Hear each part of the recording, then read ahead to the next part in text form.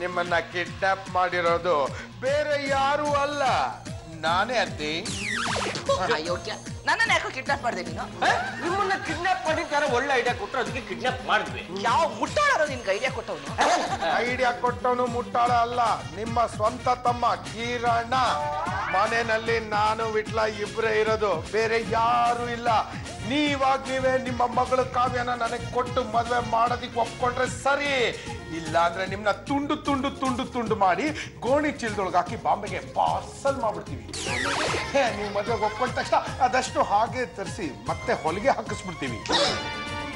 ಪೆದ್ದು ಕಾಣೋ ನೀನು. ನಿನ್ನಂತ ಪೆದ್ದನ್ನ ಈ ಜನದಲ್ಲಿ ನಾನು ಎಲ್ಲೂ ನೋಡೇ ಇಲ್ಲ. ಅವನೇನೋ ತಮಾಷೆಗೆ ಹೇಳ್ದಂದ್ರೆ ನೀ ನಿಜವಾಗ್ಲೂ ಮಾಡ್ಬಿಡೋದಿನ? ಅಮಾಸನ ನಮಗೆ ಗೊತ್ತಿಲ್ಲ. ನನ್ನ ಕೆಲಸ ಆಗ್ಬೇಕು ಅಂದ್ರೆ ನಾನು ಯಾವ ಕೆಲಸ ಮಾಡೋದಿಕ್ಕೂ ಹೇಸೋದಿಲ್ಲ.